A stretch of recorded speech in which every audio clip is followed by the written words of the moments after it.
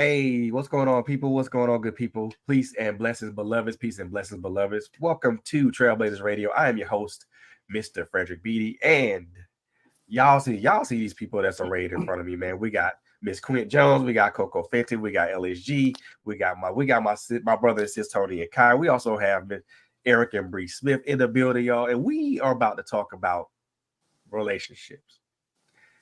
Yeah, we're going to talk about that. It's a hard topic, or not necessarily a hard topic, but a topic a lot of people don't want to talk about, but we going to talk about it right here. And like I said, I got some friends with me. I got some powerful friends with me, y'all. So we're going to talk about this thing. We're going to talk about maybe one or two subjects if we even get that far. But I got a funny feeling this is going to be a part 2 and a part 3. But before we even get into any of that, man, first and foremost, thank y'all for tuning in. Continue to like and follow us on all our social media platforms. We're on Facebook. We're on Instagram. We are on YouTube. We got a YouTube channel, man. Please like and subscribe to that channel. It's something that tongue-tied.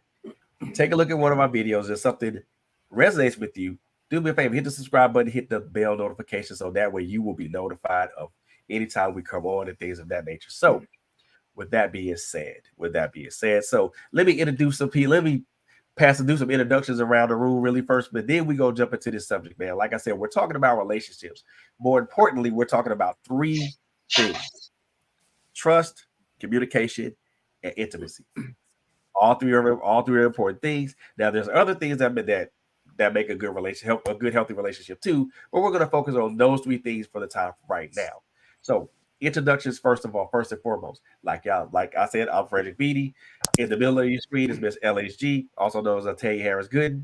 Got Quint Jones over here to the right or to the left, if you're wherever you're watching. Eric and Bree Smith on the bottom left, if you guys are watching. Tony and Kai to the center, and also my sis Coco Fenton. So let's get into this, y'all. So first and foremost, how's everybody doing this Wednesday evening? Doing good, sir. Doing great. Yeah. No complaints. No complaints. Excellent. So, where to start? Which subject do I want to talk about first? Well, let's start with that word that starts with a T. It ends with a T. Trust. And I'll go first, and then anybody can hop in at any time. So this ain't raise your hand if you're sure or anything like that. But how I look at trust. Trust is kind of like one of the most important factors in any relationship. To me, that's like the foundation of it. That's the wooden foundation of it. That's where everything is built upon. If you don't have that, you really don't have a building. You really don't have anything to build upon. And if that trust is lost, or if it's misused, or then there's a hard time of repairing that trust. So I'm gonna start with Eric and Bree. So how do y'all feel about that particular statement, what do you do? How do you fix trust when it's broken? Oh, that's a good one. I know, because I have to agree with you. I do believe it's like the very foundation, because if you don't have trust, you don't have anything. I mean, you know what I'm saying? But when it's broken, and I feel like me and him have been going through some stuff lately. We have. But so I can, we can attest to this, but like, you know what I'm saying? It's like you gotta really dig deep, and you gotta remember, like, why are you with that person? You know what I'm saying? Like, I'm one of these people that believe, like, listen, if you a habitual cheater, I'm not about to be with you. You know what I'm saying? Right. Or if you're doing something that's very, very disrespectful, you see what I'm saying? But if you make a mistake or something, like, I'm not gonna just write you off type of thing. So as far as trusting, though, like, I had to learn to build trust with my husband, and that took a long time for me, just based upon like coming from a traumatic childhood. I was abused and things like that, so I wasn't trusting of anybody. And then going through therapy, I kind of learned skills on being like, okay, let me be more open and express my feelings and things like that. So I trust him a lot more now than I did originally in my relation when we first got together. But like I said, lately, We've been a little rocky, but not a whole lot. But like I said, I always come back to the center of like, why are we together? I know we're together for a purpose. We're here for a reason. And ultimately we put our trust in the Lord. So absolutely.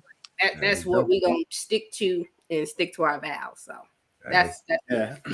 Okay, so how I would define trust in a relationship is knowing that not just your partner can be there for you, but knowing that you can be there for them, especially in like tough times. Though, and our trust, and as my wife just spoke about trusting in, like we trust in the God the Father, like our Creator, at all times, and it's just about knowing how to navigate, rocky, things. Like I know we can both attest to that, learning how to navigate the rocky things. So having that trust where you can not just, rely on your partner in tough times, but even relying on, God the Father, so you can be like, okay, like I trust this person, that you put with me, Lord. So how can I like best, any place that's wounded in me still, how can I, allow myself to be free and let them in without pushing them away? So trust is keeping them, close to you, just as you would keep God close to you. I love that right there. I mean, I do. Tony, I know y'all got something for that. Don't be quiet there. I'll go because we know Tony's long-winded. So. No, but going with like what Bree said, we know Tony likes to talk. He loves to talk, but he has good points when he do talk. But I think when you've come from, like Bree was saying, and a background where you've been through some things, you've gone through some things, whether in your childhood or childhood on up. For me, it was just all the way up until I met him. From abuse as a child to abusive relationships, and not really looking for me, it was looking for things in the partner that I should have already had established in me. So when you don't have those roots, you don't really understand trust. You don't understand love. You don't understand, how even a relationship works on any type of level. You have your idea. And then when people don't meet that idea in your head, for me, it was like, oh, something's not working, something's not right. You're not doing what you're supposed to be doing. You're supposed to make me feel this way. You're supposed to do X, Y, and Z. And so I got to go. But it took a lot of therapy. And in our people, that's a whole nother topic of discussion, but like there's nothing wrong with therapy. We definitely need therapy to get to the root of problems, because you can't you're broken and you've gone through all of these things. How can you trust your own judgment, especially when history says, well, I've got all these broken relationships and I've got all these broke, so there maybe there's something wrong with me. I can't trust my own judgment, so how can I trust this next person that I'm going to get with to do all of these things? But yeah. So trust for me is, it's still, we've been together 14 years and people are still like, when I say that, they're like, what do you mean you still don't? Because I'm still healing. You know what I mean? I'm still a work in progress, and you have to be able to trust someone for me is knowing that whether you're in my face or not, I trust you to be the same person that you would when I'm in front of you. So, people, I trust you as far as I can see you. If you only can trust them when you can see them, that's not trust. Them people go to the store, I got to go with him. She going to the doctors, I got to go with her. Like, why y'all got to be together all the time? Because y'all don't trust each other apart from each other. So with Tony, he knows I'm the people, his boys want to take him out, go. Because what I look like, I got to have, you can't go to the club. You can't go out with your friends. I can't go. Like, no, go do you. Have fun. Because I have to trust that when he's out in that environment, he's still going to remember he's my husband. That's right. Ooh-wee. Coco? And the same on the reverse side, he's still got to he's got to know that I'm gonna be his wife wherever I am. Wherever she Right. is. It's Go, go ahead, bro. it is. It's trust is a hard thing.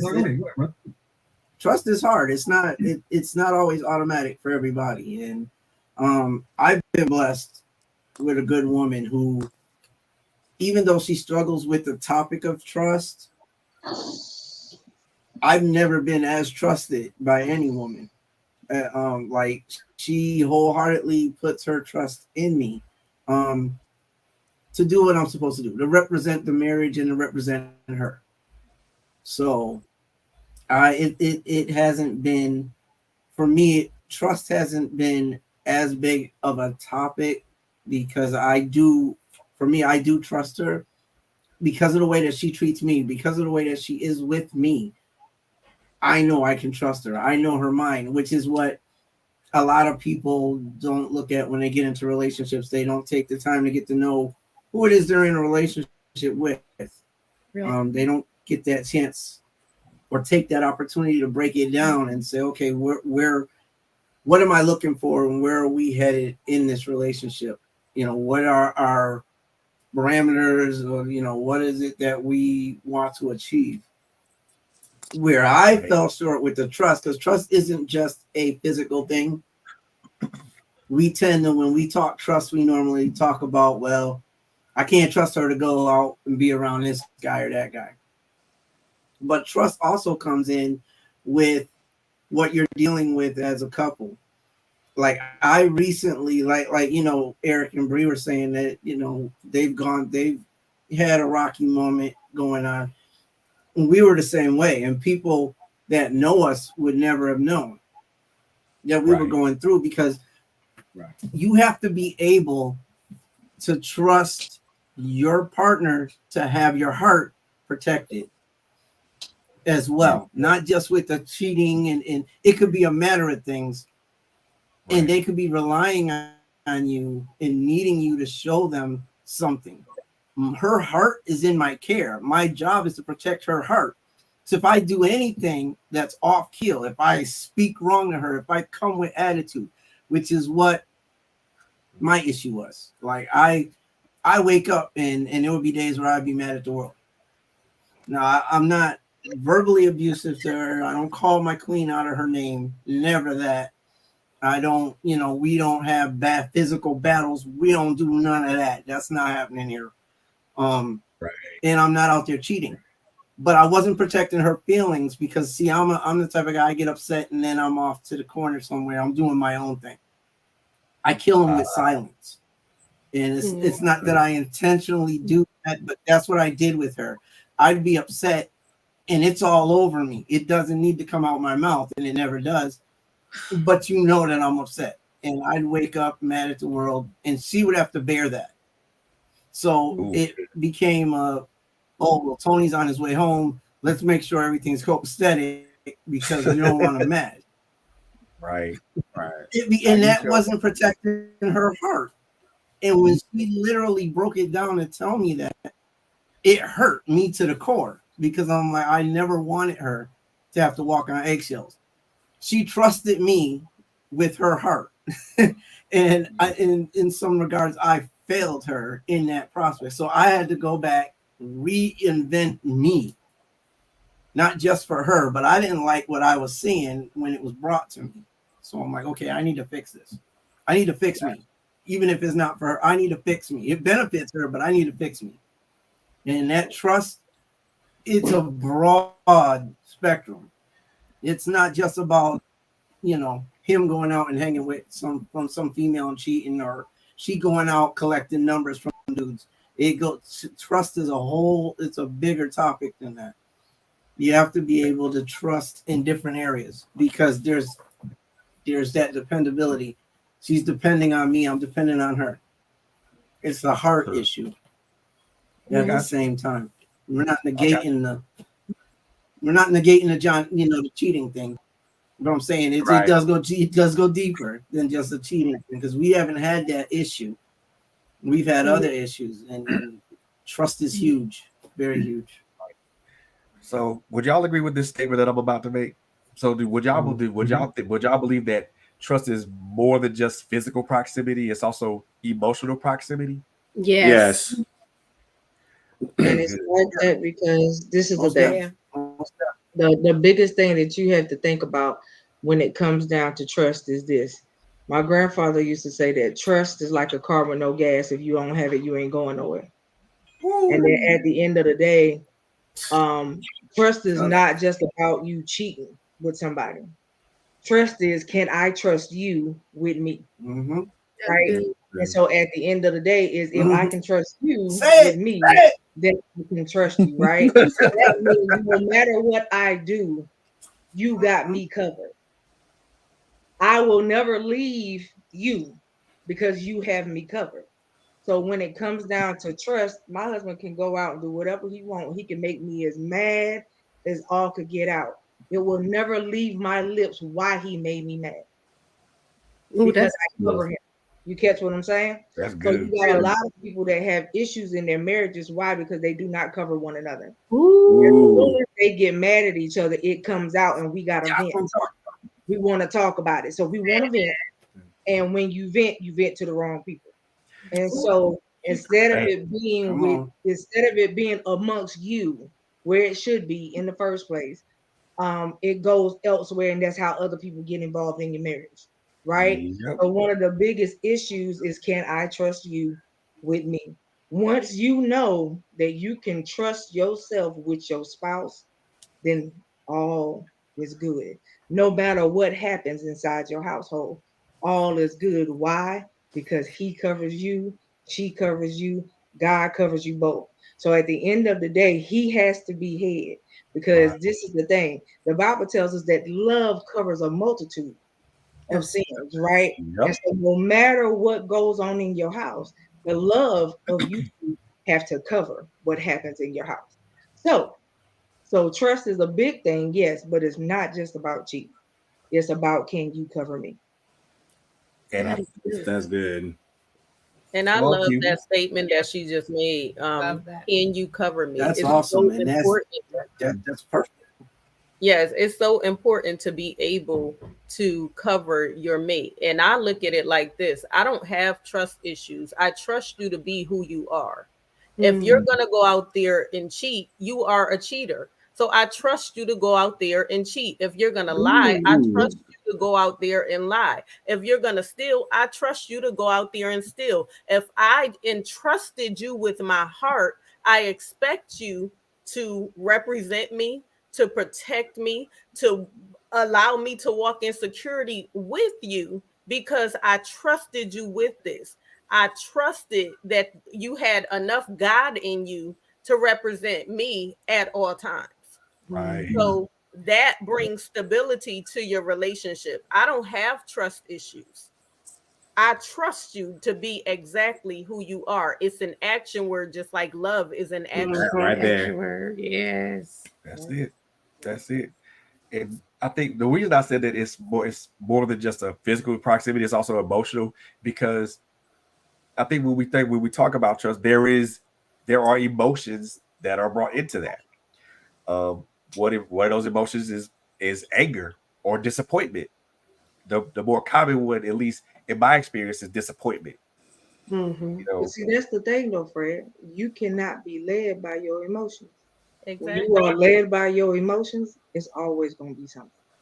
Why? Because your emotions will steer you wrong every time. But when you are led by the truth, it's different. Because you can't expect somebody to give you something they do not have the capacity to give. And so at the end of the day, you can sit here and say, you know what? I just like Quint just said, I expect you to be who you are. Yes, I do. But with that, because I know who you are, I can't be disappointed. Exactly. And I can't compare every relationship to my past relationship. That's not fair to the new person that you're with. If this is your individual and you went through something in your past, why would you bring their insecurities, your insecurities into your new relationship? So you walked into a new relationship broken, And now that you walked in that relationship broken, you expecting that new person to build you up. No, you're broken. 9 times out of 10, you found a broken person, and a broken person and a broken person equals a broken person. It does not equal a whole person. Right. Doesn't. And I can't We don't teach enough about healing ourselves. Right. Right. We don't talk enough about healing ourselves. We can't be fixers though. Nope. We got to stop trying to be fixers. At the end of the day, you get with people and you feel like I can fix you. How can I fix you when I came in broke, you came in broke, we broke together, and we both trying to get our life together. So I can't fix you either. At the end of the day, women, I love all the ladies on the screen, but we do not have the power to make a man change. Say A that. man has to want to change on his own. And so at the end of the day, you could be one of the reasons why he chooses to change, but we do not have the power to make a man change. Mhm. And that's vice versa too. That goes there. That goes the other I way was too. just about to. I was just Vice gonna. versa. That goes in Vice versa. I was just gonna speak on that because when we first got together, like, you know, I'm not gonna lie. I mean, I thought I was together. You know what I'm saying? And I was praying, I was asking for my husband. I said, Lord, release my husband. I'm ready. Because on the outside, I look fine. You know what I'm saying? But when we got into that thing, it was like, nah, baby girl. The Lord had to show me. It was like he opened up a spiritual mirror and was like, you see all that ugliness? You got all that trauma. And you bringing this onto this man right here. Yes. And you expect him to function in that? Like, no. And he had to break me and be like, no, you're going to get healing. Physically. And like literally, we were doing marriage counseling, and I'm telling you, that whole when I came and told you that it's you, like that was really the epiphany because I thought it was him, and it was like, oh no, it ain't even you, it's me and my trauma. And she like, yeah, you need to go see a trauma therapist because you need to work that out. All the issues you got with your daddy, all the issues you got with your mama and your family, and the abusive relationships and all that you've been carrying that for years. Right. And you think that you're about to function in a healthy marriage, like no. And so God had to I had to work that, and I had to work that, like you know, doing the counseling, doing deliverance. I mean, literally being like, I'm fighting for my marriage. I'm gonna do what I gotta do. And I just love what you said about that covering piece because a lot of us don't know that. Because that's the first thing we want to do is go and run and vent and tell everybody, your family, your homegirl, everybody. Your sister, and instead of being like, listen, what we got going on, this is what we got going on. Right. You know what I'm saying? Pray. Y'all just pray. Just pray for us. Don't pray nothing negative. But see what happens with that. What happens with that as well that I discovered is when you go and you vent to these people, especially if they're your boy, they're your girls, they take the emotion that you got while you're talking to them and they run with that. So now if you go, you tell your best friend, and I know you told your best friend knows our situation. Now your best friend's feeling some kind of way about me. By the time we done solved our stuff, she's still feeling some kind of way about me. So now there's a relationship that's tense that was fine until we decided to share the business from the inside. And my thing is, I don't have a problem with people. I don't have a problem with people not knowing my business. If they see, like a lot of people, they look at Tasha and I, they're like, you guys are a power couple. You guys are this, you guys are that. You guys work great together, you know. And Tasha and I had a conversation. It's like, yeah, but we're not always as tight as that. And it's a misgiving to them. In my head, I'm like, we're giving them hope. If they see the good in us and they see what our relationship is what it can be for them, then they may strive for that. They're not going to feel hopeless and be like, well, every time I talk to somebody, they're going through something. My relationship's even worth it. They are worth it. You just have to put the work in. And I don't have a problem with them seeing the beautiful side of a relationship. I mean, there's nothing wrong with it. They don't need to know the business. They don't need to know what you're dealing with. And then they base their relationship on, or what their expectations are on what they're seeing from us, and all they're seeing is negative. It doesn't work like that. So I'd rather not vent to people and put my stuff out there on Facebook and everywhere else. I don't want to do that. That's not what I do, because I don't feel that it's a positive type of move to make. And people don't have to know everything. And then even with the people that you do choose to talk to, because we don't always vent to each other, we do have select people that we do talk to, but making sure that those people are going to keep it real with you. Like, I don't need no yes person in my ear, you know, like, you know what he did? And they be like, yeah, girl, you need to leave him. Yeah, he's stupid. Like, nah, I don't need none of that. If I'm wrong, I need you to tell me I'm wrong.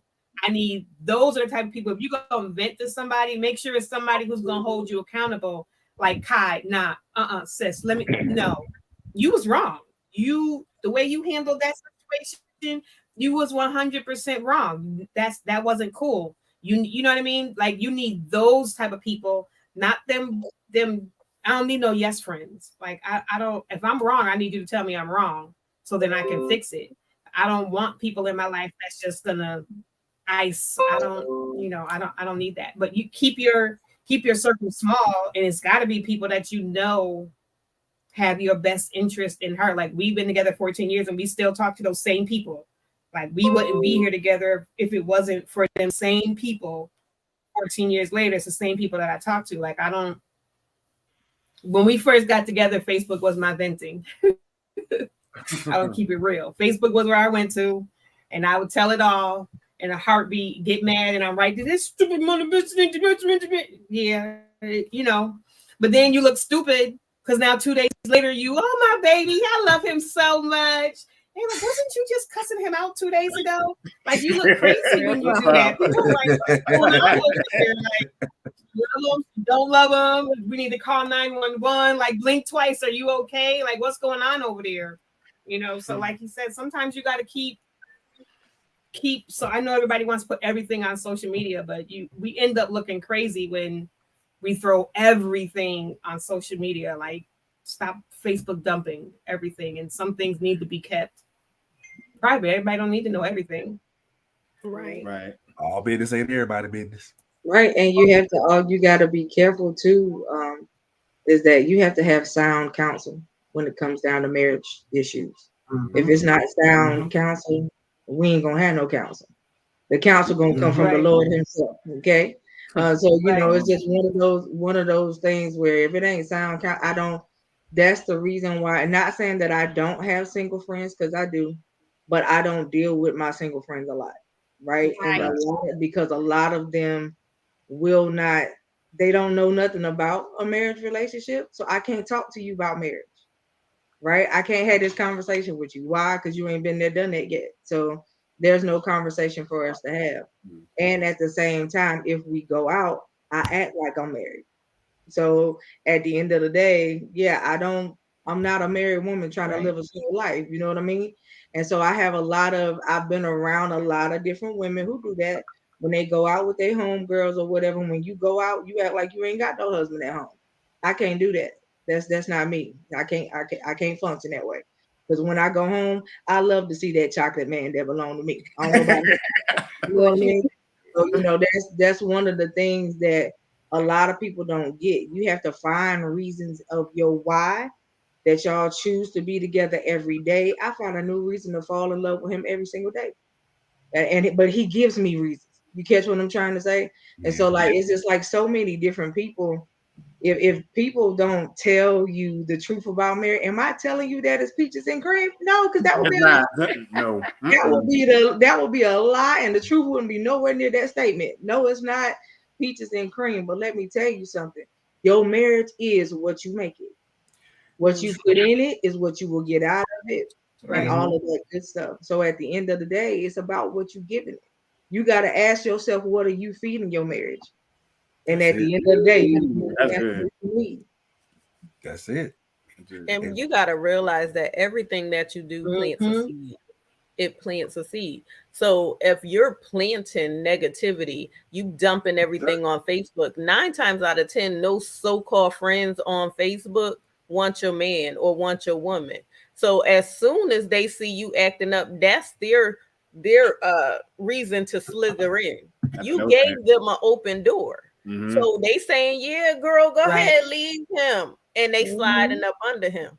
Yeah. Listen, you I gotta mean, be people careful. be- Looking for a reason. Yeah, I've seen it. Trust me, I've seen it before. And see that That's why that you don't really tell everybody your business. Mm-hmm. 'Cause your No. best friends be the ones. It's like a snake in the grass. You gotta keep your grass cut. Yeah. They will try to roll up on your man or your woman. But I Yeah. always I mean, believe that with a married yeah. couple, should always hang with married couples to build your relationship up with your, not saying kick your old friends to the curb, but sometimes we have to think what's more important: keeping my marriage, my woman happy, my man happy, or keep hanging out with my single friends. I know that's right. Right. Right. But I always Right. believe, if you're a married couple, do things with married couple, go on trips or have get-togethers. You have to keep the spark going in your relationship. And some people is shying away from that, But you gotta keep that romance going. for Right. sure. And You know, that really segues into The other something I thing was is talking you gotta about. Like continue to grow.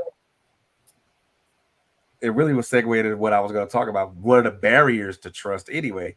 Because y'all really hit the nail on the head with like talking to other people who have malicious intentions for your relationship. Like going back to Facebook or talking to people who really they don't have an interest in you. They don't want to see you be healed and like if not healed, but like work your marriage out. They want your partner. So Yep. so they invite you to tell them everything. So that for them that's intel. But They how gotta- how can they have an interest in you when you Facebook fronting most of the time? Okay, so That's for weird. example, you on Facebook all lovey-dovey, but you at home and y'all can't stand each other, or y'all putting spyware on each other's phone. Y'all have nothing. You have nothing. Your But relationship that is because absolutely fake. it's fake, but they don't want the world to know. They're gonna make it look real good. And behind closed doors, you already know they're not getting along, but they don't want the world to know. But But see, then I again, I you shouldn't put everything on dislike that term Facebook fake it till you anyway. make it. I can't take it. Right. Yeah, you shouldn't put everything on Facebook anyway, because Facebook could be a lot of drama.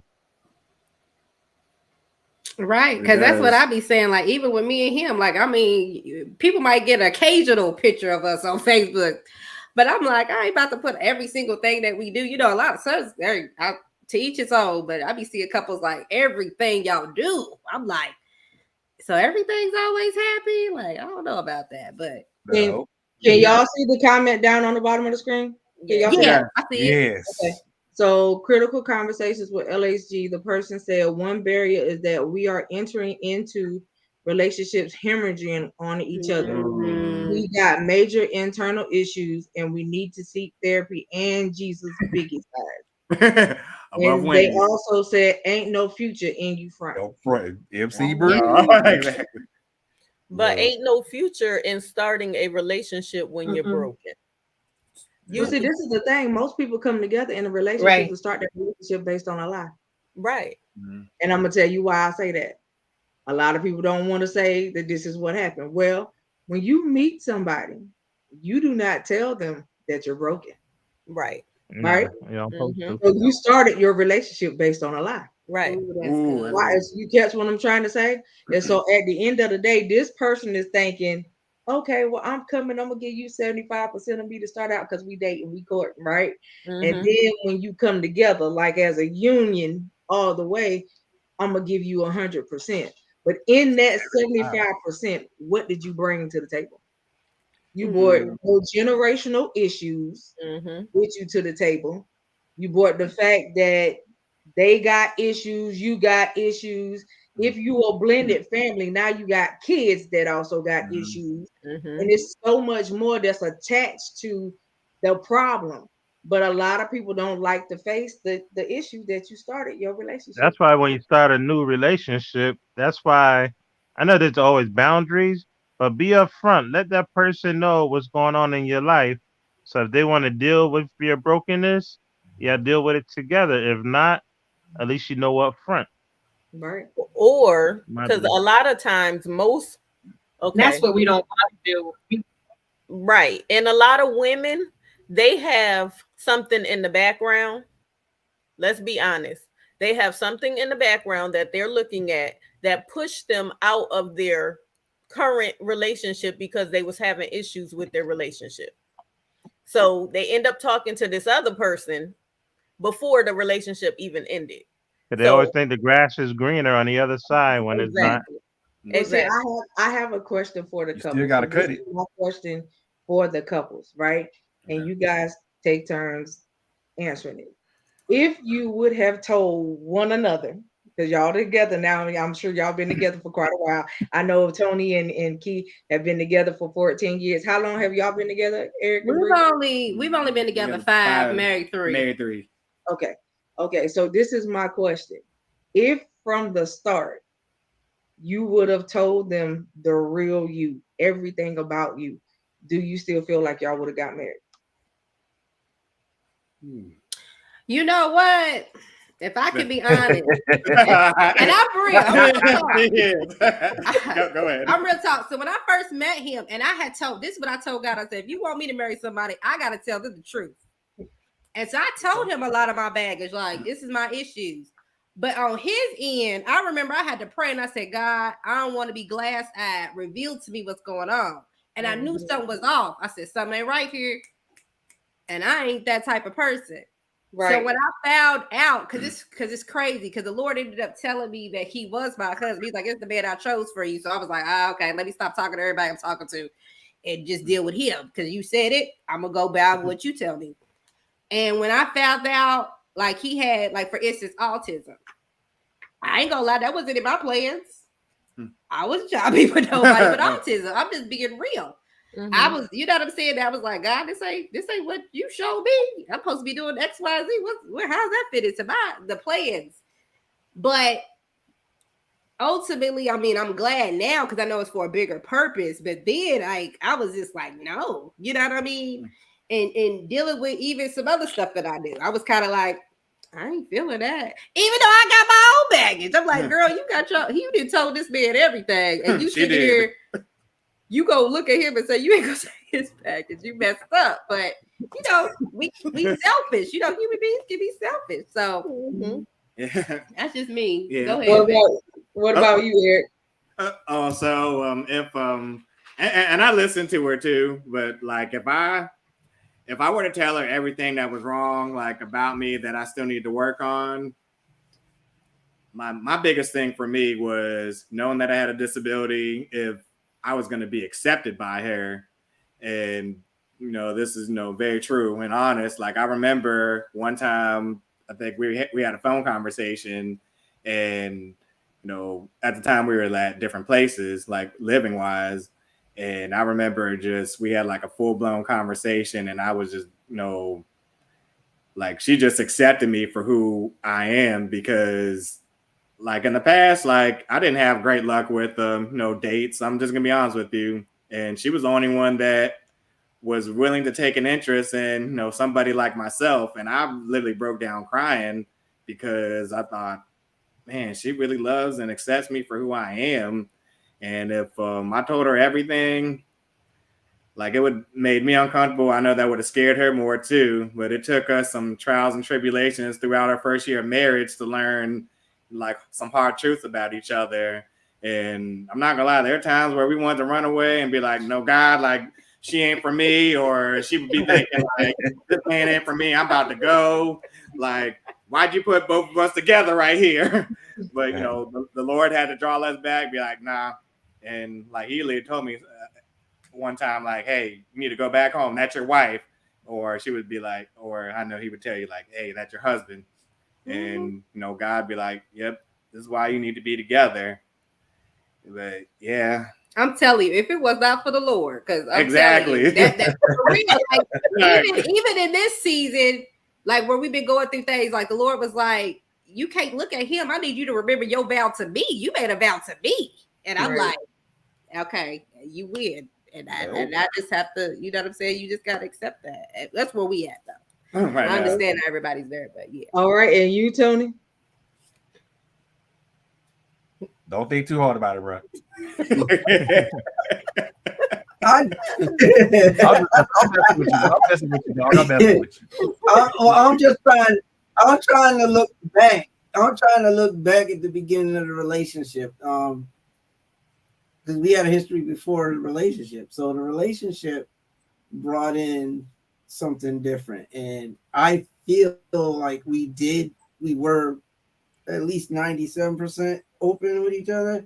Like, she put everything on the floor. She really did. I can't say that I was shocked by anything major. Like, there might have been little things here and there that were inside of things that didn't really affect our relationship or didn't affect what we were doing. At least it didn't feel that way. But she was very open. She's a very open person. So the stuff that she told me, for most people, probably that would have probably made them run, because it's like, whoa, you way too open. But she was very open and very honest about her feelings and her past and what she's gone through and what she's looking for, what she needs. She was determined to have that better life, and she knew she couldn't do it without being open and honest. And I gave her everything that I thought I would need her to have. Like, I didn't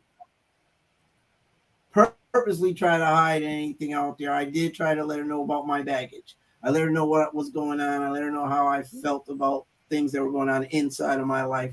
We tried to keep it there. We really did, because we both had an understanding that we can't go forward if we don't know what's going on with the other person. We needed to know. And we also needed to know what direction the other one wanted to go in. So she was very adamant about, look, I'm not going to be your playmate for like years on end. We're, you know, like, we're together now, we're dating. I'm going to give you such and such amount of time to get it together, figure out what it is you want to do. But then I'm moving on, and it'll be with or without you. I need to know. I'd rather be with you, but this is what I need to do. And she was very open about that. Like, it wasn't a threat. It wasn't like, okay, well, it's going to be my way or the highway. It was basically she understanding that this is what she needed in her life. This is what she wanted in her life. And she put it all on the table. Everything was put on the table. So in turn, I did the same thing. Got a question for you, brother. Not to cut you off. Yeah. But do you find that a woman open herself up more than a guy about their feelings and everything? That's a given, actually. I loved. I can only speak for my relationship. I love the fact that she was open.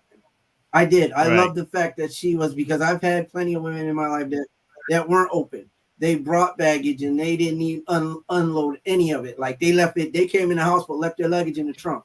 Like, so didn't know what they had going on.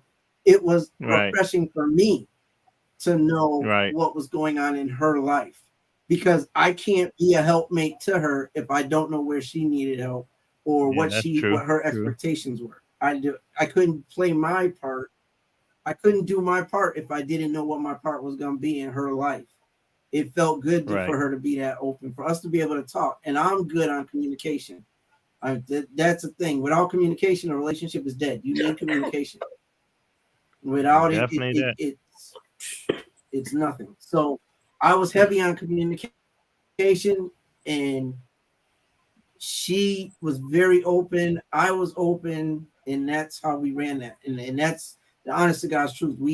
Communication's always been our thing, and we still are learning how to properly communicate. And it's gotten so much better than it ever was, because I used to be afraid to communicate with her. Like, I didn't want to lose the best thing I had in my life. So feeling certain ways, I would hide those feelings inside. Again, I'm that guy that gets up in the morning and I'm upset, but I don't say anything.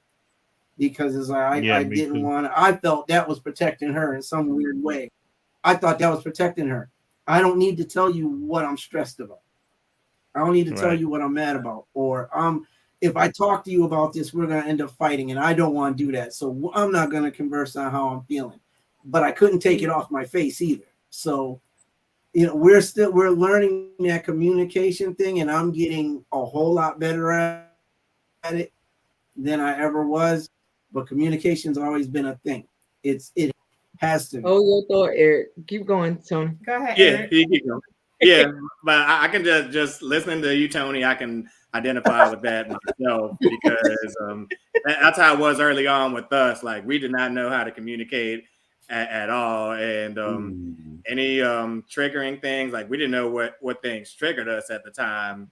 Like anything that would trigger us, it was like walking on eggshells with each other. It's like, oh, if I mention this to him, or if I mention this to her, then we're gonna argue, we're gonna blow up, and we'd be breaking stuff or anything like that. Cussing each other out. Yeah, it like exactly. So- And like I can identify with you, Tony, because I was there like early on in our marriage, and once we did our therapy, not just couples therapy, but we had to do our individual therapy too. Like I went through CBT therapy, and once we did the techniques that our therapists were teaching, it just made our relationship better. And even accessing ourselves individually, just having that honest communication and knowing how to communicate with each other, it really set us free. And that's when we did our deliverance about a year ago too. And it set a lot of baggage that we were carrying, like all of that has been dropped since. So let me ask this question, because we as women, we are supposed to protect our men just like they protect us. So now that you have gone through your therapy and all that good stuff, do you feel like you can trust her with your hurts, your insecurities, your anger, all that good stuff? Do you feel like you could trust her, or do you feel like they disregard your feelings? For me, I'm learning to let her in more with when I'm feeling, angry, or when I'm feeling like I'm not worth anything. And what she'll do is, and I love how you do this, babe. She'll like send like affirmations like to me, like she'll like write scriptures and like send it to me through message, because God like taught her that a few years ago too, about how man is made like in my own image. So your husband, he's like you, made in my own image, and man likes it when like you praise him, but not as an idol, but like give him accolades. And I accept those more from her, because I know that she only wants the best for me. And at first, when I was talking about the communication, I thought she was just trying to like nag me like with a hammer and a nail type deal, and like I would like crack and break. I first took it that way, but once we learned how to communicate, it's like, okay, like she only wants the best for me. And I'm learning to like even my hurts, and when I'm feeling down, like letting her in more on that, and not keeping it to myself, because as men, that's a hard thing that we have to do, and just swallow up our pride in. And then I want to add one thing to that, just also to knowing where his 100 is. So like if I know his 100 is here, then I know I need to stop. Like if I feel like I'm egging him on, or I'm doing anything that's gonna get him to that level, it's like, okay, you need to stop. And what the Lord has taught me is, when you feel like you about to argue, or you about to go to that level, you need to walk away. You need to pray to me, come to me about it. I'll address him. And so I've learned that. Like that's my secret. I'm like, okay, I ain't got it. You know what? You fine. I'll just talk to the Lord about it, and he'll deal with you. I don't have to do it. But same deal. Vice versa. Just like today, the Lord was telling me something that was like, you are a wife, you go submit. I'm like, all right, you're right. But see, it takes that, you know what I'm saying? Like I said, but he's our foundation. So I'm just trying to learn to be a godly wife, and like, all right, let me just do it this way. Even though I wasn't taught that way, I was taught completely opposite. Listen, Just learning to do that. You know? Yeah. My mama was crazy. You know what I'm saying? It's time to My learn. mama and daddy was crazy. You know. So. All right, Miss I Key. was gonna say that And you it's hard to come into relationship with a certain mindset when we didn't have that growing up. When some of us come from dysfunctional families, or arguing and fighting and yelling and screaming, and maybe different play daddies. You know what I mean, and all of this stuff, and then as females or as daughters and sons, that affects us differently when we go out, and now we become husbands and wives, taking that's baggage already. Our home life is our first baggage, whether it was good or not. That becomes stuff that we take. And then our friends' houses, when we go to our friends' house, how do their parents react? Is it a single family home? Whatever. A whole lot of baggage that isn't even ours yet, that is attached to us before we even start to date or start to feel that type of way or do any of that other stuff. We already have things that is already in our head, starting to formulate what a relationship should be, or I'll make sure I never do that. And then we try to do anything, anytime. I know for me, anytime anything began to look like my daddy, I had to run. Like, nope, you raised your voice, I can't talk to you. Oh, no, I think you was gonna hit me, so nope, I can't do this. Or Right. Or as much as I tried to run away, I found myself in the exact same situation. So it just becomes, that, I don't know, that kind of back Can I and say forth. this? But when One of the go biggest ahead. things I've learned, because I grew up in a home that had a lot of domestic violence, I never wanted to be a byproduct of my relationship. Now, I ended up in 2 marriages. First one, it was a lot of verbal, emotional, mental abuse, just what I did not want to deal with, but I dealt with it. Second one, he was an addict. Taking all of that, what I have learned is never to let a third party interfere in your marriage or relationship. Third parties can be anything: money, other people, kids, whatever that is. If it's not pertaining to us, that other stuff we can't be in disagreement over. And we need to be able to come together and talk, because 9 times out of 10, my temper and your temper is not going to work. And I don't want a bunch of clashing and fighting. If we're adults, we should be able to talk like adults. Because other than that, you might as well. I don't want it. I've seen it coming up too much. So don't yell at me, because it does something to me. So it brings a whole nother side. Don't mush my head, because you might see a whole nother person. Y'all see Quint. Y'all didn't see a Quintus. A Quintus don't got no home training. So y'all don't want to bring her out. Somebody wise, a wise man said to me, listen, if you work on making me happy and I work on making you happy, then we don't got nothing to worry about. You don't have to worry about our anger coming out, because we're not comfortable in the relationship. We're working on making each other happy. Makes sense, right? Right. And if God is the head, then hey, we ain't comfortable. God's the head. I could submit to my king the way I'm supposed to. He can be the man that he's supposed to be to me, and we good. I ain't saying it ain't gonna be no issues, but it'll be a bond that can't be broken. Right. And that bond is important. And everything that you just said, I liked when you mentioned the different interfering factors. Those factors play a huge part in our everyday life from time to time. Like you mentioned, money, for example. Money can be a huge factor for some couples. Like, it broke one of my relationships straight down the middle, just broke it. The conversations that have to be had, these are conversations that have to be had in the beginning of the relationship, so that you can be on that same page. Because if you're not, these things can come in and they can tear your what you think is strong relationship. It could tear it apart.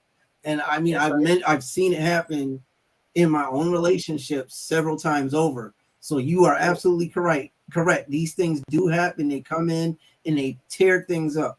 And the only way to survive those things is to communicate and to talk about them ahead of time. You have to do it because, like you also said, things are going to happen. Everything's not always going to be peachy keen. It's not. There are going to be issues that will come up. That's fine and dandy. But at the end of the day, communication is everything. And one of the questions I wanted to ask y'all, there's a lot of women on this board. It's been said that women think differently from men. We have a different mindset on certain things. When I got with my beautiful wife, she told me one of the major arguments we had was that I saw everything in black and white. As a man, she sees, as a woman, she said there are gray areas and you're not seeing the gray area. And I'm like, what are you talking about? A gray area? There's no gray area. It's either this or it's that. And she's like, no, there are gray areas. And that's why we're having a problem, because you're not seeing the gray area in certain things. And there is a gray area. So the question becomes, do the women on the board agree with that?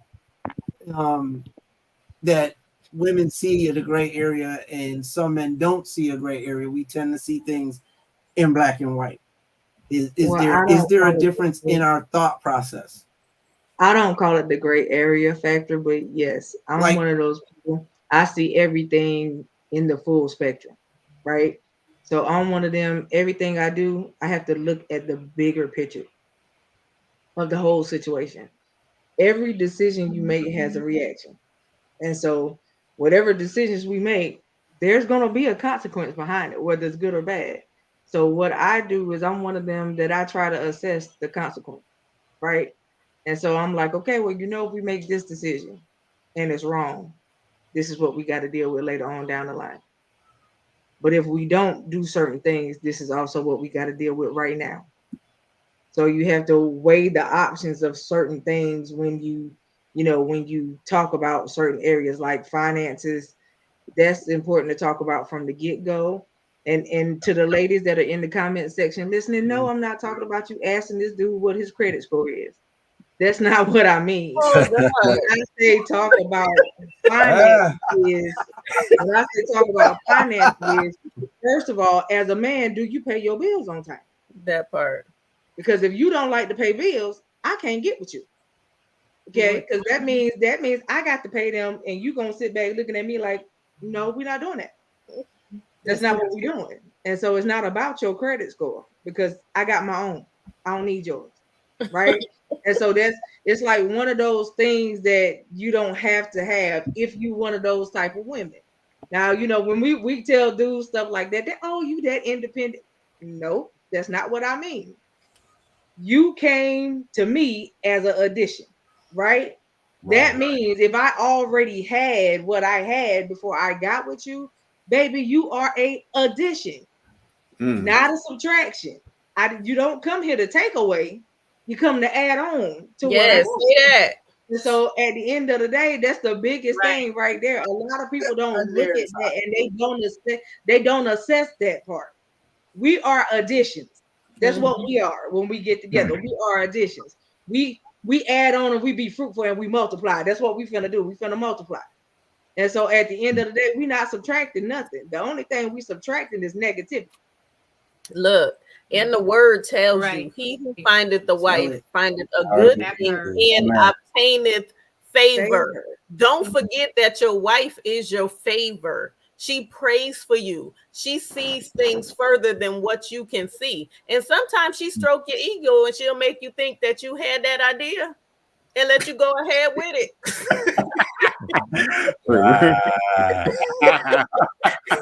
But she just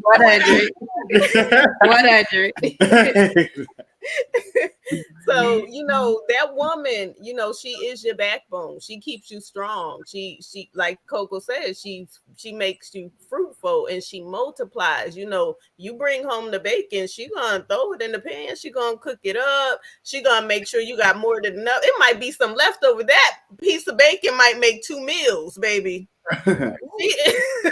She is that woman. And you gotta realize what you have. If you don't know what you have, you mess up your favor. And baby, and messing up your favor. Yeah, that's where, you know, like you were saying, where we don't keep it real from the beginning. You know, everybody puts on fronts when they're first getting to know each other. We always want to put our best foot forward. We're gonna look our best every single time. He gonna look his best, take you to the best, you know, but within doing all of that, we're putting on the facade. We're not talking about the important stuff. Like, I wish we could go back to the days when I was younger and we called it talking to each other. Like, oh, I'm talking to so-and-so. It meant we were dating, but talking meant we were talking.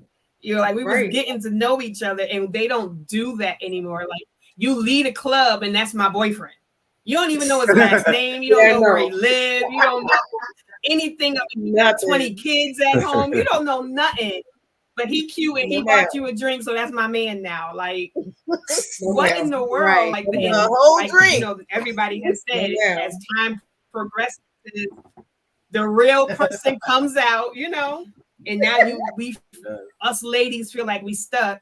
You know, because now we done invested our time, our emotions into this person, and no, we just gonna love him enough to get him to change to be the man that I thought he was, and you know, and it's crazy. We got to get back to put all your cards on the table. Like, maybe not the first date, you know, maybe the first date you size them up a little bit, but why waste time? I don't want to love your potential. But listen, did you catch what she said though? Right. Yeah. Did you catch what she said though? I need y'all to catch what she said, because too often than not, a lot of women marry because they saw potential. That's right. You saw potential. Well, and you know what? They will tell us ladies that. They will tell us ladies that we are supposed to see the potential in a man and love him until, but they don't tell men that. We are supposed to come ready as wives and be ready to roll out. But we are also supposed, like, why do we have to love your potential, but we have to be all set and ready to be what you want us to be right from the get-go? Like, you're supposed to cover us. So if you're not prepared to be a husband, why are you in the lane with the husband? Step in the ring. Stay over there with the men that are trying to get themselves together. Don't step over here until you're ready to be a husband. Like, you understand what a husband is supposed to be, right? A husband is supposed to lead his household. Husband's supposed to protect the household. Husband's supposed to provide. Now, in these days and age, it don't always mean that means she ain't working and just you are, but you still supposed to provide. If you ain't got no job, you ain't trying to get a job, you don't know nothing about respecting women, every other word out of your mouth is BH, this, that, and all of that type of stuff. Get out of the husband line. You're not ready. Get back over there. You know what I mean? And part of it is our society and our parents are not holding our sons and our daughters accountable. We know he got 3-4 other girls, and we not saying nothing to him about why he cheating. You know, like, well, that's them girls' fault. But you got daughters too. And if that man was doing that to your daughters, you have a whole fit. So why is it okay for your son to do it? Right. Like, we got to hold ourselves. We got to hold our children. Men have got to step up to be influential to these young boys who don't have men in the household. Like, that's in the Bible. Yeah. Right. You know, that's in the Bible. Like, y'all know that there's boys in the church that don't have father figures. The other men in the church ought to be stepping up and giving them a father figure. Like, that's in the Bible. You know, like, come on. We, as a community, we got to do better. You preach. It's a clarion call for the men to step up into their right place. But the thing of it is that the reason why they won't is because the men have been put down so much they refuse. You know, there's a lot of men that don't know how to deal with affirmations from a woman. You tell them, listen, you the king, you king. What's going on? What's the problem? And when you say that to them, they looking at you like, what you mean? Listen, I know what the last one told you, but let me tell you who you are. That This part is who you right are. there. This is who you are. You are not just somebody baby daddy. No, you're not finna be like your father. You're not finna be like your uncle. You're not finna be like your granddaddy and the one before him either. You can outgrow every statistic that was ever put on your head. Stop assessing yourself to the labels that have been placed on you as a black man and a man, period. A lot of females don't understand that a black man has a hard job every day. Why? Because he's black. Yep. That's the main issue, is because he's black. Now, the other part is he's a man. So now you have to tell him it's okay. Baby, do you. It's okay for you to say how you feel. It's okay for you to feel like you are less than, but to me, you're not. Right. To me, you everything that you can be. To me, you are the king of my castle. You the apple of my eye. And boy, see, and that's but that comes when it comes Coco. When it comes down to it. But that's my what thing I'm is saying. this, though, like another aspect. Well, another aspect to that is that our women at times don't do their role of encouraging either. And you have men that there are those men that would step into that role, right? But you have women that won't allow them the space to step into that role. And I gotta be honest with it. Like, there are men who are out there and they do what they gotta do, but when it's time to say, correct, little Johnny, then Mama Bear is like, oh no, you're not gonna do that with my son. You're not gonna say that to my son. You're not gonna direct my son in this way, that way, the other. That's my baby. And talk to the son on their own and be like, he didn't mean it. He just that and the other. Yeah, I did mean it. You do got to go out and get a job. What do you mean I didn't mean it? Yes, he's got to go out and get a job. Yes, he's got to be responsible and learn some stuff. But Mama Bear will be the type that's like, but that's where y'all gotta that's when you gotta work that out, and you have to determine, is that the relationship for you? Because a lot of times before you get married, those signs that it's not gonna work is already there. Yeah, you already was having problems before you got married. But somebody, okay, let me speak for myself. Let me just speak for me. My first marriage, it was projected on me. Okay. That prayer was projected on me. It was like I was 22. I was a baby. It was like, be in this prayer line every week. This man gonna get his life together. Go ahead, get in that prayer line. This is his mother, but she's also my pastor. You know what I'm saying? So that's being projected on me to the point where we arguing, we fighting. I was pregnant out of wedlock. I jumped out my car because he mushed my head. I done punched him in the face. I told y'all Quintus don't got no home training. My car done rolled into another car. Listen, I'm just being transparent up here. Okay. So, but this was going on before the marriage. And she knew it was going on because I called the cops on him. And you know what she said? Oh, you trying to hurt me. But how? I got a black eye and I'm 5 months pregnant. But this is going on and you get manipulated into something that you knew had no God in it. Come on. Or you did not know because once again, you just want to do what's right by God. And this pastor that you admire because you're a babe in Christ is telling you this is what's right. So you marry into something that you should have never married into. You better preach that. I'm not touching that because we're gonna change that into a whole nother topic. We need to go there. Exactly. So you gotta be careful, and you have to pray to God for a spirit of discernment because potential wasn't even there. But I thank God for my baby. I would have had my baby regardless, because once again, it was out of wedlock. Listen. And what did I go through? Almost dying because of the stress. Right. Let me just be transparent. My uterus collapsed. I had to have a whole emergency surgery. Woo. At the age of 34 because I did not hear my family because I'm listening to this spiritual part. Okay. But it wasn't for me. That wasn't the spiritual part. I don't know Right. what that was, but that was It, not. it wasn't for That was me. a spirit. Yes. It was a spirit that was not Yeah, for I was me. gonna say that And was a I spirit. allowed it. Yeah. I Yeah. allowed this to take place in my life because I didn't know no better. Oh, Jesus. And I was married to it for 11 years. Ooh. Lord. Yeah. But y'all got to read the book in order to hear the rest. But anyway. All right. Thank you for your wonderful. I like that. I like that. disclaimer. Yeah. All But right. anyway, so be Shameless careful. plug for real. Be careful when you deal with these men and you looking at potential. Yeah, he got a job. So what? He don't know how to treat a woman. He got a woman over here. He just brought me to her house. Hold up. I just came out of her house.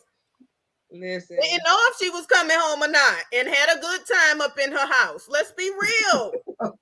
Listen. Potential can kill you now. Potential can kill you. Okay. Can I make one Understand that. comment? Go ahead. You was on that. Listen, you was on that. But I'm like Miss Coco. I ain't gonna get all into it. But this is one thing I want to say, because I'm gonna say it on behalf of all the clergy. Okay. You make sure that you heard from the Lord. You hear yourself. I don't care how discerning these people can be. Remember, there is wolves in sheep's clothing. I don't care how much they tell you that they are pastor, prophet, teacher, evangelist, apostle, bishop, deacon, whatever.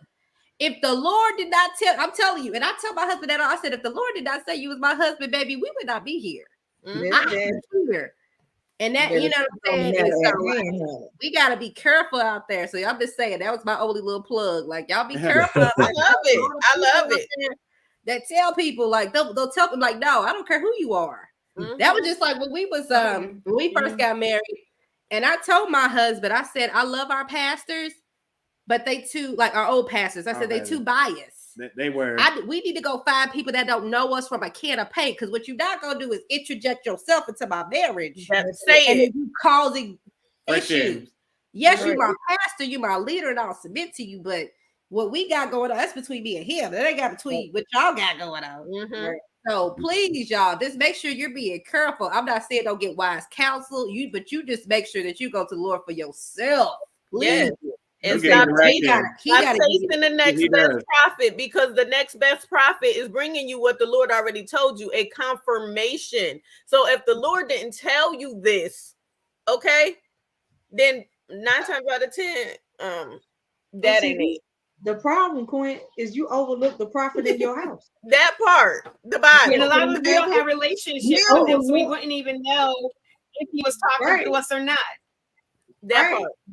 Right. Yeah. And then on top of If that, you don't, and Tony and I gone back and forth with we both come from religious families and deep in the church, and I've had my issues with church. I have an issue with religion. I don't have an issue with God. I have an issue with religion and church and cliques and all of what I think in my head that I know God has said this is what my church is supposed to be like. This is what worship, and then when I go into a church and I'm like, but this is just like going to a club. This is like high school. Like they're the teacher and all the cliques. You got the popular people, you got the people everybody shuns, and like this is not what church God is supposed to feel like. So we go, we don't go, we go, we don't go, we go, we don't go, but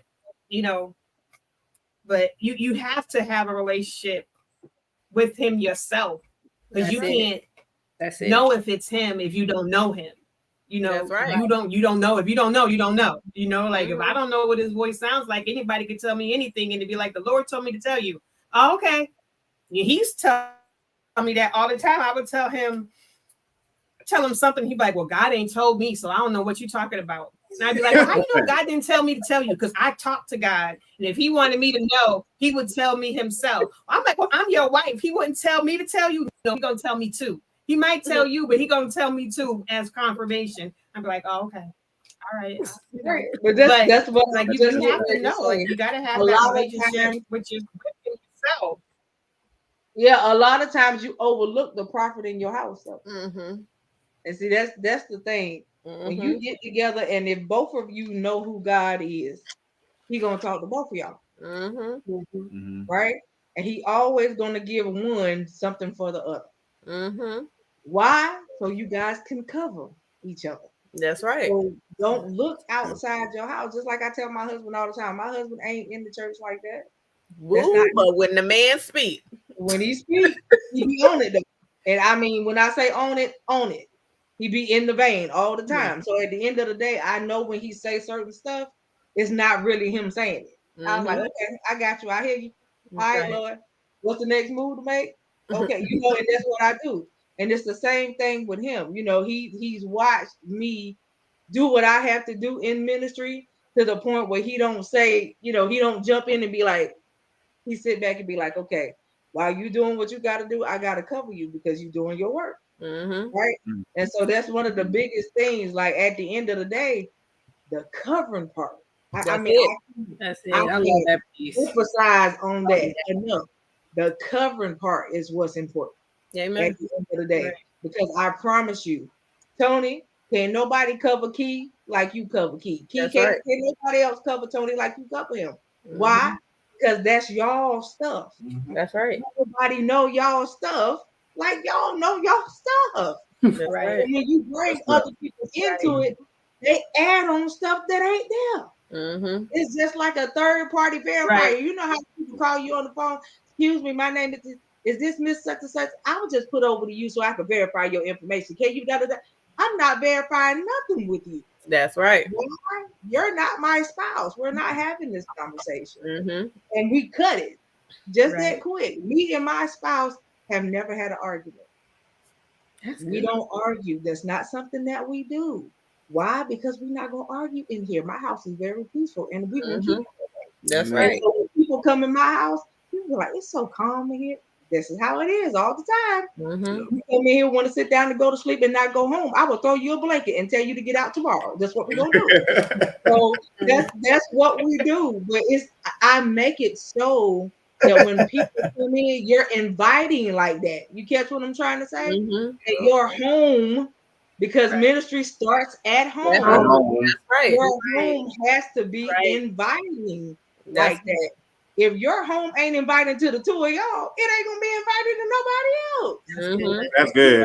That's good. And so it's just like one of those things when you sit down and you be telling folks, like they be like, "Oh yeah, we act like we roommates." What do you mean? You whole live husband and wife. Where we get roommates from? Exactly. So now you telling me not only are y'all passing each other coming in and out your house, you don't even sleep in the same bed. The Bible tells you that you don't let the sun go down on your wrath. And so at the end of the day, no ma'am, no sir, we ain't sleeping in no separate rooms. I know. Your side of the bed over there, and just to make you mad, I'm gonna sleep on your side. You can have mine. That's what we do. We're not going to separate rooms. We're not doing that, because when you do that, you give the enemy room. That's right. Now. Right. You crack the door open and now he finna take it. That's right. Right. And so a lot of people don't understand that when the enemy come in, you be trying to figure out how he got there. You let him in. Yeah. And so you can't blame. Go ahead, Frank. No. You keep going. I was like, I was just bringing up there. You let him in.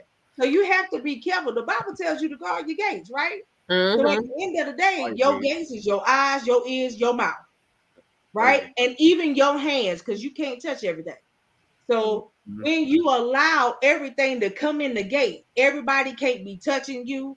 You can't accept things from everybody. That's not how that works. When you hear stuff, it's the negative stuff that keep people bound. That's right. The positive stuff is that break chains. And so a lot of people don't do the opposite. I'm not finna keep you bound, baby. Baby, I will encourage you so much that I will get on your everlasting nerves. That's right. What we're not gonna do is we're not finna stay bound like that. You got a job to do. Everybody got assignments. How can you reach your assignments if you don't get up off your do nothing and do something? You gotta at some point do something different. And different is what? I'm finna cover you, baby. You cover me. Mm-hmm. Think about us. We got stuff we gotta build. We got assignments, and right now we're not in proper position to receive our assignment. Mm-hmm. That's good. That's good. That's real good. And so now, as a married couple, we got to do better. Mm-hmm. Why? You have assignments. Mm-hmm. So you tell me how many assignments have you aborted because you weren't where you were supposed to be? Ooh, You preach. conviction. And so, yeah, like that's the whole point. When y'all get together, you don't marry. I didn't marry my husband just because I loved him. Right. You married for the assignment. We got assignment. Purpose. Yes, we have assignment, baby. I know we got a whole lot of purpose. Yeah. We got assignment. And I know that one of the assignments is to disrupt the enemy's kingdom. I know that's right. Number one. And so at the end of the day, in order to do that, we have to do what God told us to do. Right? And like I said, even though my husband ain't in the church, he don't like religion either. That is not his thing. So I understand you, Miss Key. Trust me. At the end of the day, the thing is, you know God. Can't nobody take your relationship that you got with God away from you. That's Can't right. nobody tell you what he has not done, how he did it, because they won't there when you got saved. They won't there when he brought you through it. They won't there when you got to live it. And boo-boo, they not there right now. That's right. That's it. That's it. And so can't nobody else tell you how to make something work. Why? Because you have your own relationship that you have to walk out on That's your right. own. And so for me, if I could speak anything into the marriages, is that you live your marriage on purpose every day. I don't care what it look like. I don't care what it feel like. But baby, don't you let nobody come between you. Why? Because you got a major job to do as a couple.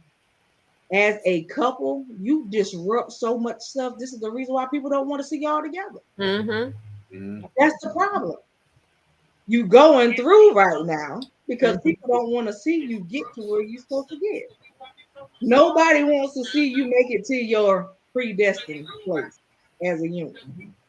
So it's always going to be something coming, but you got to be prepared for what's coming. And how you prepare yourself is y'all coming. Right. And can I say this too? Don't ever sit up in the church house angry at each other, because people are looking at you and they know when it's real and when it's fake. Okay. 9 times out of 10, if somebody says something about your husband, most people are going to look at the wife to see if what they said is true. Because if the wife reacts in a certain way, I promise you they're going to be like, that ain't what he's standing up to. That ain't what he living up to. A church could disrupt a marriage. It did it to mine. It will if you let it. Big time. And it's not the church. It's not the church. It's the people. The people. So don't allow it to happen ever. From this day forward, what y'all got going on in your household belongs to you, God. And if you in counseling, get your counseling, but handle it healthy, in a healthy manner. Right?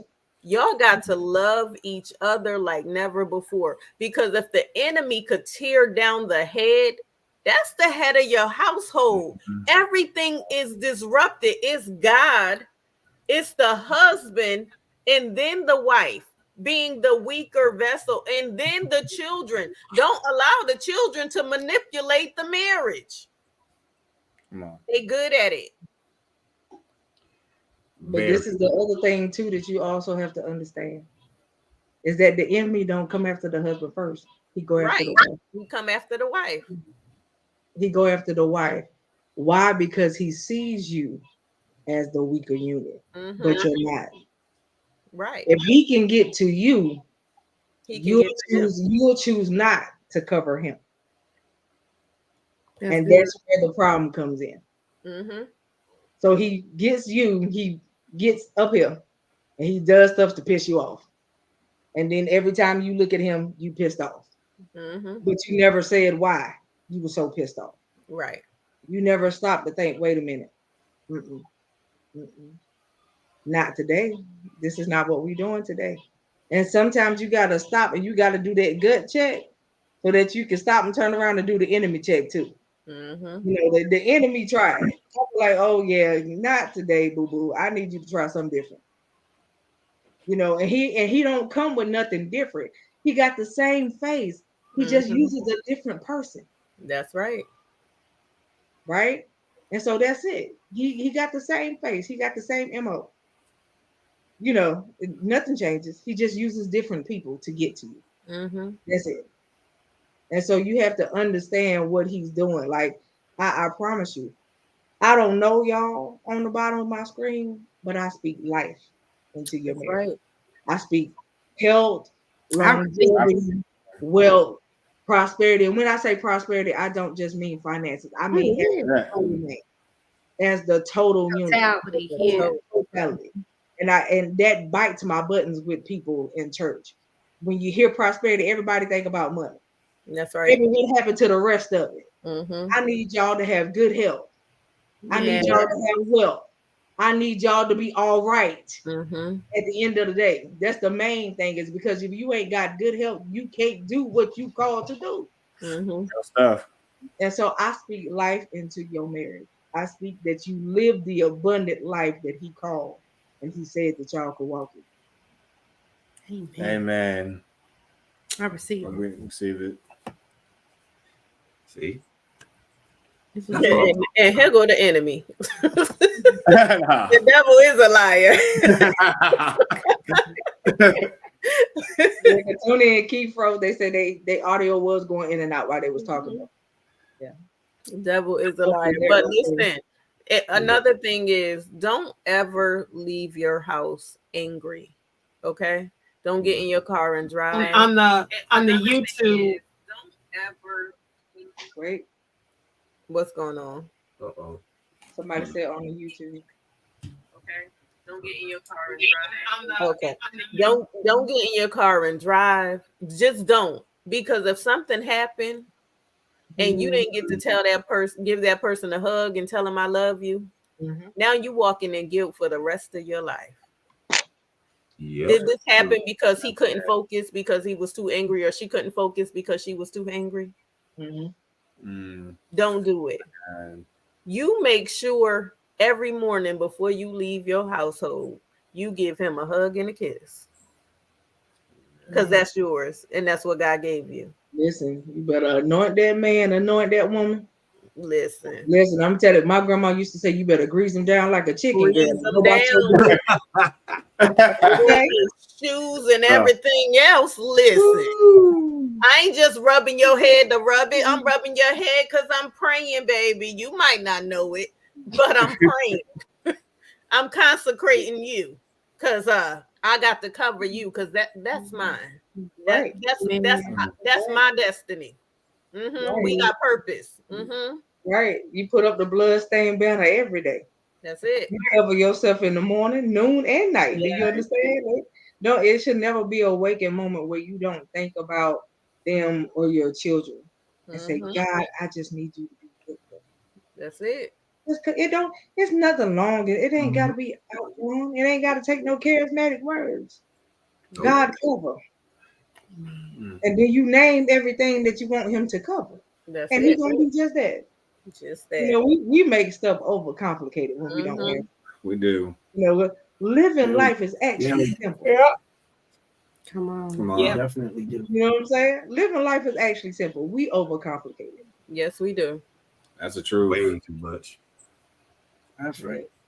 That's why I always would say, you know, there's people that have far less than we do over here in, you know, the western side of the world. There are people that are living in shacks and sleeping on dirt floors, but they are smiling and their families are happy, and the kids are outside kicking a can around like they don't even know what a ball is, but they are happy. And we over here, we got houses and cars and clothes to fill 2 and 3 closets, and we just want more and more and more and more and more and more, and we're just never satisfied. And it's a societal thing, but it's like, you know, we just want more and more. And I'm so glad that when you said prosperity doesn't just mean money, because it's what it's what we can't wait to get into church for him to say, we're going to have this and we're going to get this business and we're going to get this and we're going to get this and you're going to be rich and you're going to be, but that, more money doesn't mean less problems. No. More money, more problems. Yeah, you can have all the money in the world. Them rich folks are the ones that are jumping out of buildings. Like, come on, That means miserable. Let me that tell you, doesn't mean less problems. there was this woman that had a whole lot of money. She was the most miserable woman and depressed woman. She bought her 19-year-old son a condo, paid a nanny for the rest of his life because he was autistic, and she killed herself. Oh wow. Wow. Yeah. So that you money, don't know. Like, No. I know, I don't know rich people, but I know some people who have a little bit of money, and they're like, you just don't know. Do people like me for me, or do they like me for what I can do for them? Right. Do they like me for my if I get close to her, I'll get to rub elbows with the people she know, and then I'll get to, speak some whispers into their ears, and now their connections are my, or do they genuinely like me? I used to always want, like, my prayer would be bless me enough so that I can bless other people, but it doesn't always mean in my head it was financially, like we have to be up here with the money so that I can dole out money to everybody who needs it, but money doesn't always answer people's problems, like, yeah, I can pay your rent for this month, but if you still don't have the money to pay it for next month, you're still in the same situation. Next month I can fix it for now, but that doesn't fix the situation. Like, so there's a million different ways to be a blessing to somebody. So now my prayer is, how do you want to be a blessing? Exactly. The gift that you Right gave, there. this is how I'm supposed to bless people. Then help me to nurture this to be the blessing. Maybe that'll turn into money, maybe that won't turn into money, but as long as I can bless other people's lives, then that should be what should, make me happy, that I was able to make somebody. To me, it's like, if I just make somebody smile, because we don't even smile like that anymore. Like, people don't smile, people don't say hi to each other, people aren't friendly with each other, so it's like, if I can just make you feel good for 5 minutes, if I fluff your hair up a little bit, put some lip gloss on, you like, girl, like, yes, you made my day. That's it, But, look, that's because it's in you to do. Exactly. Let me say this to you. It is time for you to come out the shadows, though. You understand? You've been in the shadows a long time. And this is the thing, a lot of people have played you out. And the reason why I say that is they put like, oh, she not gonna, they don't even understand what they did when they did that. And see, that's the thing about you. You very humble, but at the same time, you bold too. You humble in the sense where you are humble, where you don't put yourself above and that you got to boast about who you are. But you boastful and bold in the sense where I'm not going to let you punk me though. You know what I mean? And that's who you are. You are a lot, right? You an onion. You got a whole lot of layers to you. People don't understand. They haven't even got to all of the layers that they need to get to. They just got the top part.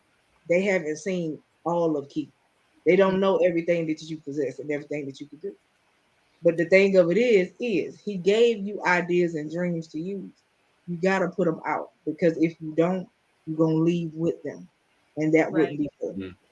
And you confident in what you do. Somebody needs what you have. And he's gonna make you're a resource tower, because you know a lot of people. And you have the capabilities of getting people stuff that they need. You're a resource tower. Use that and do what he told you to do. Coco, get out my head. So look, I got to be obedient at all times. So leave me. I was getting ready to say, you confident in what you do and you have a plethora of information. For example, you a lot like my sister Coco. Coco, I had a ministry for years, since 2006. And normally I'll be like, Coco, go ahead, do this. She know what I want to do. But she's a plethora of information. She has so many resources. So she said, no, This is what I need you to do. And this is how I need you to do it. So if you can teach the person how to do it, you're blessing them because they're never going to have to come back to you concerning it. And they can show somebody else, which would then benefit them because now they have their business as well as you got your business. So you done sowed a seed into somebody. You bought them groceries. Or you started that communication center, you gave them some jobs, so now they got finances coming in. Or you taught them how to start their own center. You are the resource. You just need to open it up. You confident in everything that you do, and you know you good at it because God gives it to you. See, I don't know where you see confidence. I don't know where you see. It's down there somewhere. You that one that you'll second guess it all the time. You gotta stop second guessing it. Say that He again. gave it to you. I said you're the one that you second guess it all the time. You gotta stop second guessing it. Yeah. Stop second guessing. Yeah. Stop second guessing who you are. You know who you are. Just walk in it. Because you can't be nobody but Key. So just walk in it. Fearfully and wonderfully made. Just walk in it. Yes, ma'am. And Mr. Tony, I don't know what you do. I don't know what you do business-wise, but there's something the Lord told you to do and you ain't done it yet. Oh. Yeah. See, this is what happens when these two come up on here. I move out the way. Listen, I'm gonna be. I gotta be. So I'm telling you, you know what I'm talking about. Get it done. You got a deadline. Get it done. Okay, now I didn't know I had a deadline. Got a deadline. Get it done. I didn't know I had a deadline. Okay. Get it done. I get it done. Get it done. Get it done. And Miss Bree. Yes.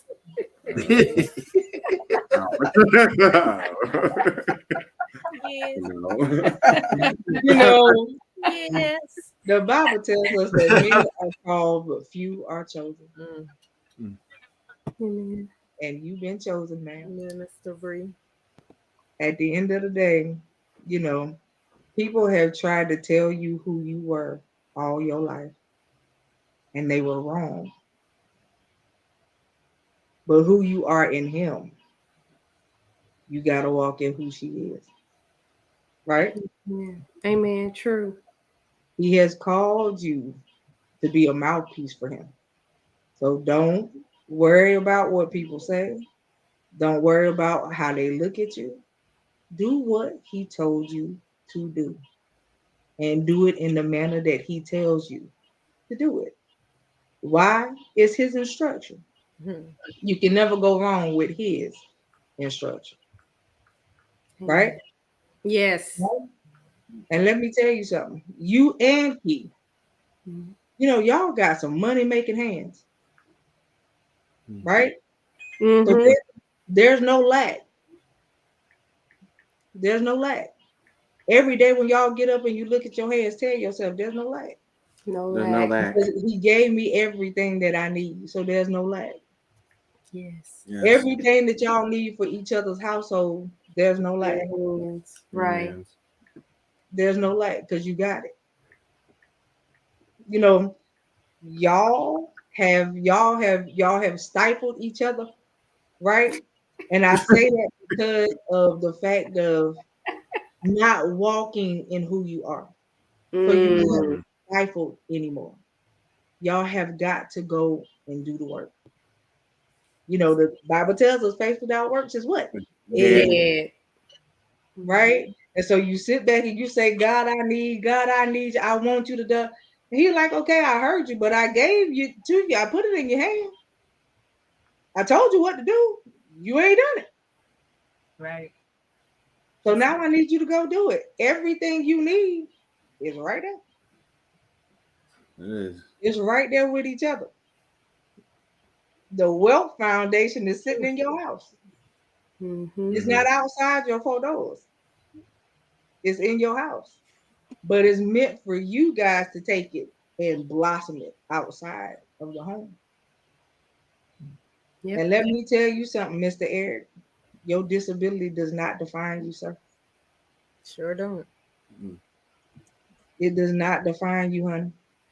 At the end of the day, you are a man of God, and don't you tell yourself different. You are a man with a whole lot of potential.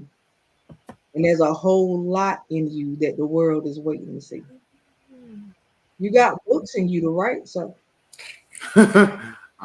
I've been told. Okay. Yeah. You got books in you to write, so and you need to get them out. You need to tell somebody about your life story because you got a story to tell. And this is stuff that people don't know. And at the end of the day, your story is going to bless somebody else. Yep. God has ordained both marriages on this screen for a reason. And so you need to understand what y'all working with together as a unit. Man. When I tell you it's a blessing to see. That's why I keep smiling, because I like what I see. At the end of the day, like I told you, I always see the bigger picture.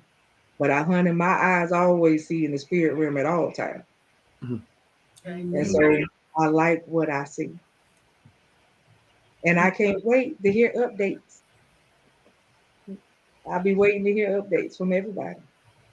Because I'll be waiting to see it. I'm waiting to see websites go up. I'm waiting to hear, I got a speaking engagement. I'm waiting for all of it.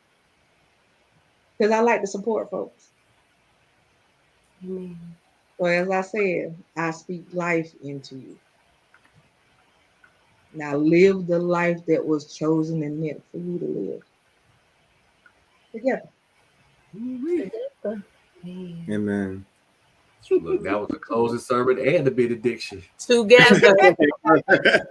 Right. The closing sermon and the benediction.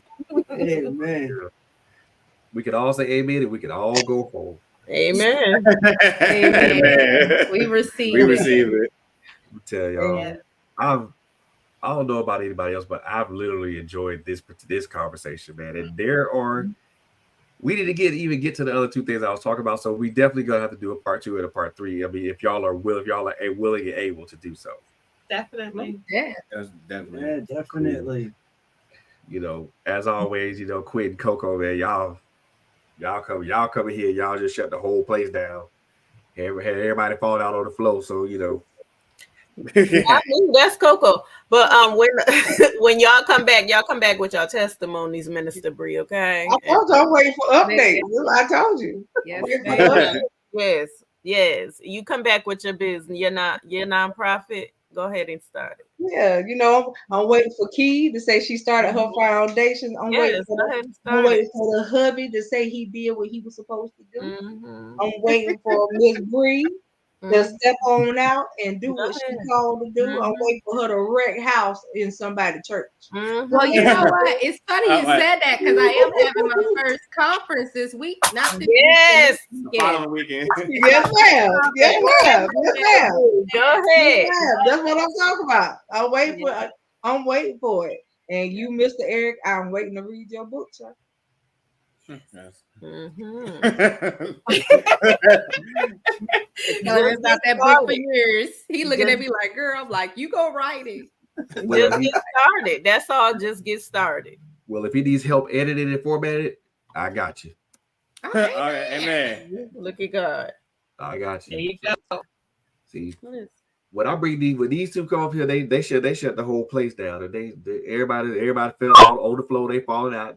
So I don't gotta do much. Just say we're dismissed. All right. So look here, y'all. This was a great conversation, and I truly enjoyed it, man. Special thanks to Eric and Bree Smith. Tony and Kai, man, look, y'all know I love y'all, man. I appreciate y'all, taking the time out of a Wednesday. Everybody taking the time out of a Wednesday evening to come up and talk to her and to just talk to our listening audience, man. I appreciate that, man. Coco and Quinn, y'all know how I feel about y'all. So that's why when y'all do it, I move out the way. I'll let y'all have it. I'll move out the way. So with that being said, y'all, first, like my sis Coco always says, man, we love y'all to life, but we also love y'all to live. Live every day on purpose. Make it count. Make it count. Yes, live. Make sure that it counts for something and not just anything. Yes.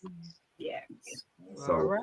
Man, look here. We love y'all to life. We love y'all to live it. Like I said, and like I always say, man, number one, take care of each other. Number two, be good to each other. And number three, we already know that it's a crazy world out here, man. So please, y'all be safe out there, man. We love y'all. Yes. And we'll see y'all again soon. See y'all later. Bye, everybody. Y'all. Bye. Night. Night.